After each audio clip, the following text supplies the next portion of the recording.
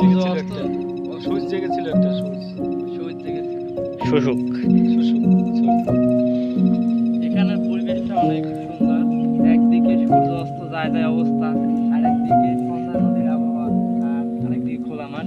তো আমরা যদি ওই পাশটায় যাইতে পারতাম তাহলে ভালো হতো, কিন্তু যে এখানে এখানে মোটামুটি আবহাওয়া আছে, মোটামুটি ভালো লাগতেছে এখানে এসে। পরে যাইতে মানে তাইলে তো একটা নৌকা লাগে বা চার চার লাগে, চার তো লাগে। এখানে আবহাওয়াটা অনেক সুন্দর। আজকে এখানে আসার সুবাদ হলো আমরা পূজায় আসছি, ওখান থেকে এইখানে আসলাম ঘুরতে, কিন্তু যে কোনো পোলাপান নাই ভাই, এই কারণে এখানে তিনজনে মিলেই আসলাম। কিছু বলবো দাদা তুমি?